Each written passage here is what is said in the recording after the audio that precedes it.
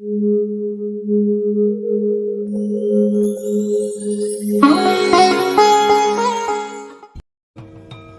शिवाय।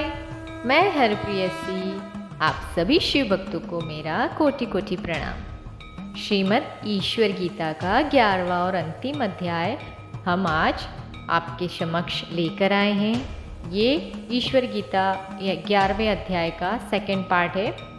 तो आइए बिना वक्त गवाए हम आरंभ करते हैं। स्वस्तिक पद्म अथवा अर्थासन बांधकर नासिका के अग्रभाग में कुछ कुछ खुली हुई आँखों से दृष्टि को स्थिर करके निर्भय तथा शांत होकर मायामय संसार के चिंतन का परित्याग कर अपने आत्मा में स्थित परमेश्वर देव का चिंतन करना चाहिए।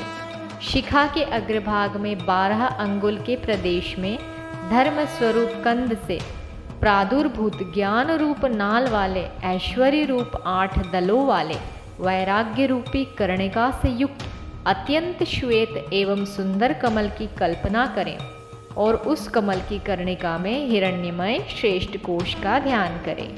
उस कोश में विशुद्ध अविनाशी साक्षात परम ज्योति का ध्यान करें, जिसे सर्व शक्ति संपन्न दिव्य अव्यय ओंकार से वाच्य अव्यक्त और प्रकाश की किरण मालाओं से व्याप्त कहा गया है। उस ज्योति में अपने आत्मा की अभेद भावना कर आकाश के मध्य में स्थित परम कारण स्वरूप परमेश्वर का ध्यान करें और परमेश्वर रूप एवं सर्वव्यापी होकर किसी भी अन्य वस्तु का चिंतन न करें। यह अत्यंत गुह्य स्थान है। अब दूसरा ध्यान कहाँ जाता है? अपने हृदय देश में पूर्व में कहे गए उत्तम कमल का चिंतन कर उस कमल में अग्नि के समान तेजस्वी कर्ता रूप 25वें तत्व पुरुषात्मक परमात्मा रूप आत्मा का चिंतन करना चाहिए।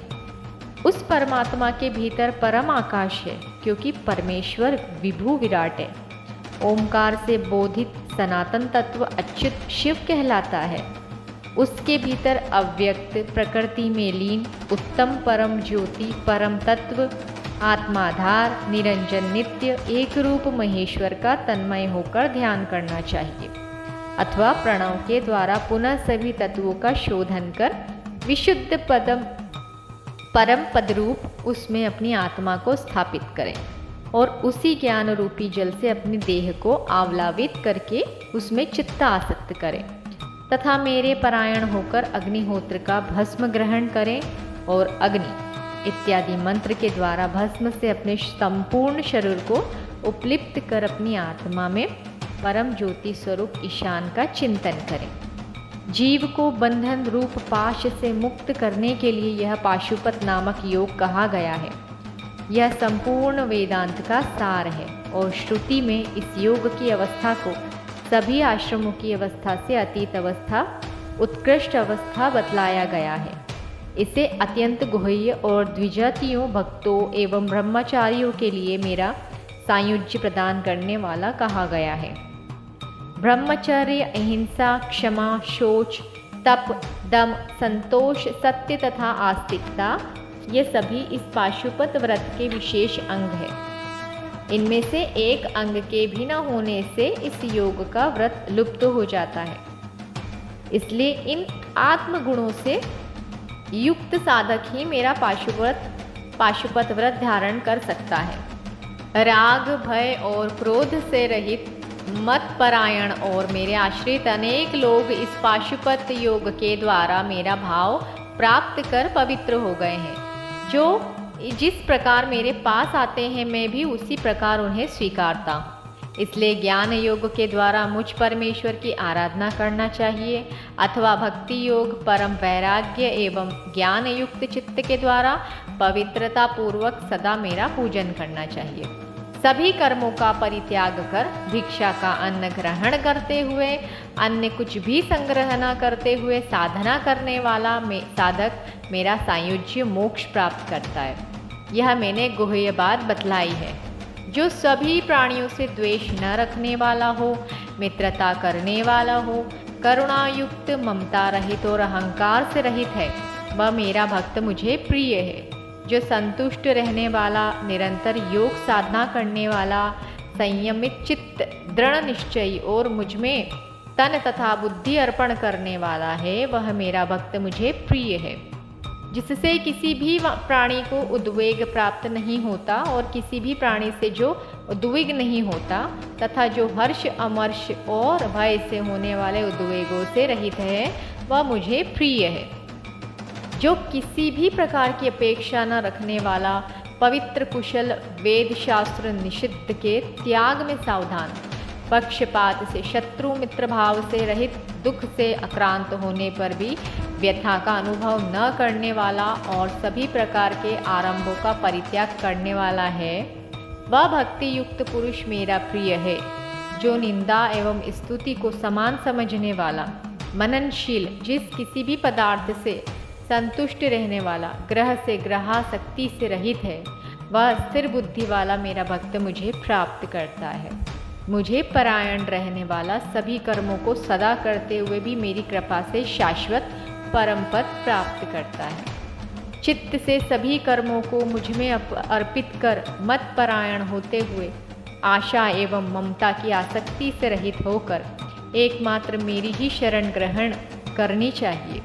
कर्म फल की आसक्ति का सर्वथा परित्याग, नित्य संतृप्त और अन्य आश्रय रहित एकमात्र परमेश्वर को ही आश्रय समझने वाला व्यक्ति कर्मों में प्रवृत्त होते हुए भी उन कर्मों के द्वारा बंधन में नहीं पड़ता।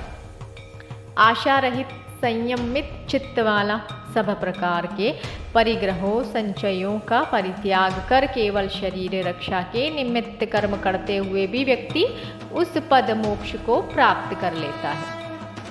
अनायास जो उपलब्ध हो उसी में संतुष्ट रहने वाले और सभी प्रकार के सुख दुखादि द्वंद्वों से रहित रहने वाले पुरुष के द्वारा केवल मेरी प्रसन्नता के लिए किए गए कर्म, संसार रूपी बंधन का विनाश करने वाले, मुझ में मन लगाने वाला, मुझे नमस्कार करने वाला, मेरा पूजन करने वाला और मुझे ही अपना परम आश्रय समझने वाला योगी मुझ योग के ईश परमेश्वर को जानकर मुझे प्राप्त कर लेता है।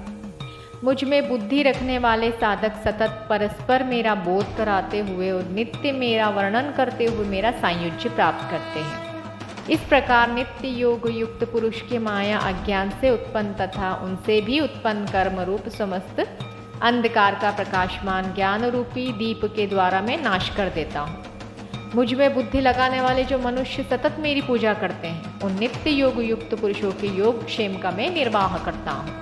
और जो दूसरे लोग अभिलषित विषयों के उपभोग के लिए ही भिन्न भिन्न देवताओं का पूजन करते हैं, उनका अंत विषय भोग तक ही समझना चाहिए, क्योंकि देवता के अनुसार ही फल भी होता है। जो दूसरे देवों के भक्त हैं, वे यदि मेरी भावना से युक्त होकर दूसरे देवताओं की पूजा करते हैं, अर्थात दूसरे देवों में मेरी ही भावना करते हैं, तो वे भी मुझ में भावना करने के कारण मुक्त हो जाते हैं। अतएव समस्त अनीश्वर देवताओं का परित्याग कर जो मुझ ईश का ही आश्रय ग्रहण करता है, वह परम पद को प्राप्त करता है। पुत्र, स्त्री, ग्रह आदि में आसक्ति का परित्याग कर और शोक रहित होकर तथा अपरिग्रही होकर विरक्त पुरुष को मृत्यु पर्यंत शिव में परमेश्वर की आराधना करनी चाहिए।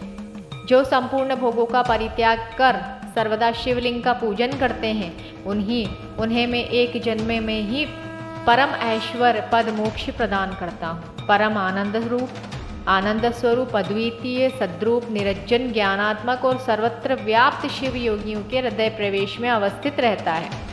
नियम पूर्वक भक्ति करने वाले दूसरे लोग विधि पूर्वक जहाँ कहीं भी शिवलिंग की भावना करते हुए उस महेश्वर लिंग की अर्चना करते हैं। जल में, अग्नि के मध्य में, आकाश में, सूर्य में, रत्न आदि अथवा अन्यत्र कहीं भी ईश की भावना करके शिवलिंग रूप ईश्वर की आराधना करते हैं।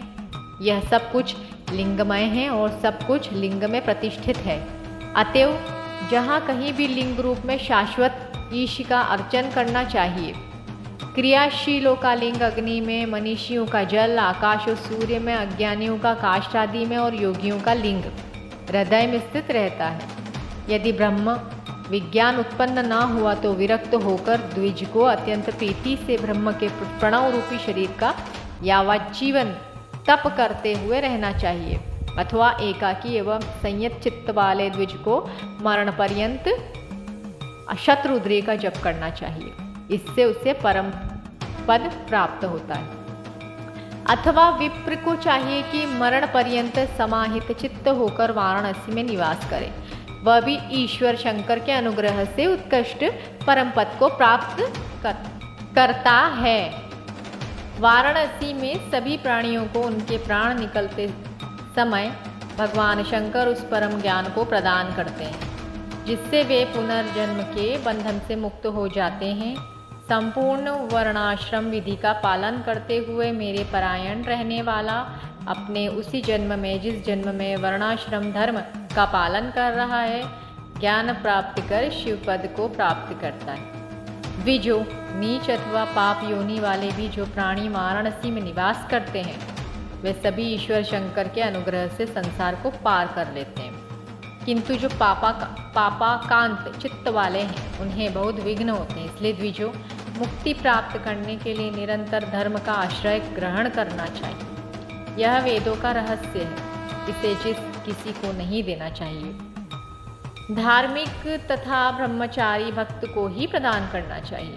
व्यास जी बोले, इस प्रकार उत्तम आत्मयोग का वर्णन करके भगवान शंकर ने वहीं बैठे हुए प्रसन्न चित्त नारायण से कहा, मैंने ब्रह्मवादियों के कल्याणार्थ इस ज्ञान को कहा है। आप इस कल्याणकारी ज्ञान को शांत चित्त शिष्यों को प्रदान करें।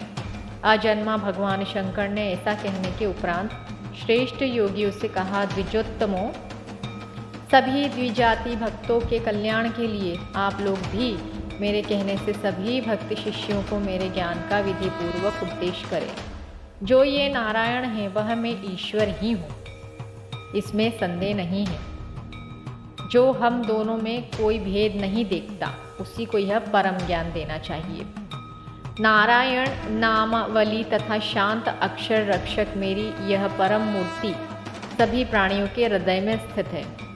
लोक में जो भेद दृष्टि वाले लोग इसके विपरीत समझते हैं, वे मेरा दर्शन नहीं करते हैं और बार बार संसार में जन्म लेते हैं। जो इन अव्यक्त विष्णु अथवा मुझ देव महेश्वर को एक ही भाव से देखते हैं, उनका पुनर्जन्म नहीं होता। इसलिए अनादि निधन आदि और अंत से रहित आत्मा रूप अव्यय विष्णु मुझे ही समझो और वैसे ही पूजा भी करो। जो लोग विष्णु को दूसरा देवता मानकर मुझे दूसरा देवता समझकर देखते हैं, वे घोर नरकों में जाते हैं। मैं उनमें स्थित नहीं रहता हूँ। मूर्ख हो, पंडित हो, ब्राह्मण हो अथवा चांडाल हो, मेरे आश्रित रहने वाले प्रत्येक को मैं मुक्त कर देता हूँ, किंतु जो नारायण की निंदा करने वाला है उसे मैं मुक्त नहीं करता। इसलिए मेरे भक्त मुझ में प्रीति उत्पन्न करने के लिए इन महायोगी पुरुषोत्तमों की अर्चना अवश्य करें और उन्हें नमस्कार अवश्य करें। ऐसा कहकर पिनाक धारण करने वाले भगवान शंकर वासुदेव का आलिंगन करके उन सभी के देखते देखते अंतर्हित हो गए। भगवान नारायण ने भी अपने परमार्थिक विग्रह का त्याग कर उत्तम तपस्वी का वेश धारण किया और सभी योगियों से कहा, आप लोगों ने परमेष्ठी महेश्वर की कृपा से संसार बंधन को नष्ट करने वाला उन्हीं साक्षात महेश का निर्मल ज्ञान प्राप्त किया है। इसलिए मुनीश्वरों, विगतज्वर होकर आप सभी जाएं और धार्मिक शिष्यों में परमेष्ठी के ज्ञान को प्रवर्तित करें। इस ईश्वर संबंधी विशिष्ट ज्ञान को विशेष रूप से शांत भक्त, धार्मिक तथा अग्निहोत्री ब्राह्मण को देना चाहिए। ऐसा कहकर योगियों में परम श्रेष्ठ वे महायोगी विश्वात्मा नारायण एवं अंतर्रहित हो गए। वे मुनिगण भी देवों के आदि देवेश्वर महेश्वर को और भूतादि समस्त प्रपंच के मूल कारण नारायण को नमस्कार कर अपने स्थानों की ओर चले गए। महामुनि भगवान सनत कुमार ने संवर्त को ईश्वरीय ज्ञान, शिव ज्ञान का उपदेश प्रदान किया। उन्होंने भी वह ज्ञान सत्यव्रत को दिया। योगींद्र सनंदन ने महर्षि पुलह को और प्रजापति पुलह ने गौतम को ईश्वरीय ज्ञान प्रदान किया। अंगिरा ने वेदों ज्ञाता भरद्वाज को और कपिल ने जेगी, शव्य तथा पंचशिख को वह ज्ञान दिया। सभी तत्वों के दृष्टा मेरे पिता पराशर ने भी वह परम ज्ञान सनक से प्राप्त किया और उनसे वाल्मीकि ने प्राप्त किया। प्राचीन काल में प्राचीन काल में अर्धनारीश्वर भगवान शंकर के अंश से उत्पन्न महायोगी वामदेव जी ने मुझसे कहा, जो साक्षात पिनाकधारी रुद्र स्वरूप है। देवकी के पुत्र हरि नारायण ने भी स्वयं साक्षात अर्जुन को यह उत्तम ज्ञान प्रदान किया। जब मैंने वामदेव रुद्र से इस श्रेष्ठ ज्ञान को प्राप्त किया, तभी से मेरी गिरीश में विशेष भक्ति हो गई। मैंने शरणागतों के रक्षक, शरण प्राणी मात्र के आश्रय, भूतों के ईश, गिरीश, स्थाणु, देवादिदेव, त्रिशूली रुद्र की विशेष रूप से शरण ग्रहण की है। पत्नी तथा पुत्रों के साथ आप सब लोग भी उन गोवृषवाहन कल्याणकारी भगवान शंभु की शरण में जाएं। उनकी कृपा से कर्मयोग के द्वारा व्यवहार करें। विभूति भूषण गोपति इंद्रियों के पति महादेव शंकर की पूजा करें। ऐसा कहे जाने पर उन शौनक आदि महर्षियों ने पुनः शाश्वत स्थाणु सनातन महेश्वर एवं सत्यवती के पुत्र व्यास को प्रणाम किया और प्रसन्न मन होकर वे सभी लोगों के महेश्वर साक्षात ऋषिकेश प्रभु कृष्ण द्वैपायन व्यास से कहने लगे, भगवान आप ही कृपा से शरणागतों की रक्षा करने वाले को वृषभध्वज महादेव वह अविचल भक्ति हमें प्राप्त हो गई है, जो देवताओं को भी दुर्लभ है। मुनिश्रेष्ठ आप इस श्रेष्ठ कर्मयोग हमें बतलाएं, जिसके द्वारा मोक्षार्थी लोग इन भगवान ईश की आराधना करते हैं। आप वेद व्यास की सन्निधि में ही श्री सूत जी भगवान महेश्वर के वचनों को सुन लें, जो वचन समस्त लोगों के रक्षक हैं, जिनमें समस्त धर्मों का संग्रह हुआ है, अतः इनका वर्णन करें। इसके अतिरिक्त आप वह भी बताएं जो पूर्व काल में अमृत मंथन के समय इंद्र के द्वारा मुनियों के द्वारा पूछे जाने पर कूर्म रूपी देवादिदेव विष्णु ने कहा था, आप उस कर्मयोग का वर्णन करें। इस प्रकार मुनियों ने कहा। उसे सुनकर सत्यवती के पुत्र कृष्ण द्वैपायन व्यास जी ने समाहित होकर मुनियों को सनातन कर्म योग बतलाया। श्री सनत कुमार आदि प्रमुख मुनियों एवं शंकर भगवान मध्य संपन्न इस संवाद को जो नित्य पढ़ता है वह सभी पापों से मुक्त हो जाता है, अथवा जो ब्रह्मचर्य परायण विशुद्ध द्विजों को इस संवाद को सुनाता है या जो इस संवाद के अर्थ का अनुसंधान करता है वह परम गति को प्राप्त करता है। जो दृढ़ वृत्ति भक्ति संपन्न होकर इस संवाद को नित्य सुनता है वह सभी पापों से मुक्त होते हुए ब्रह्मलोक में प्रतिष्ठा प्राप्त करता है। इसलिए विद्वानों को सभी प्रयत्नों के द्वारा नित्य इसका पठन श्रवण एवं विशेष रूप से ब्राह्मणों को इसका सदा मनन करना चाहिए। इति श्रीमद् ईश्वर गीता संपूर्णम।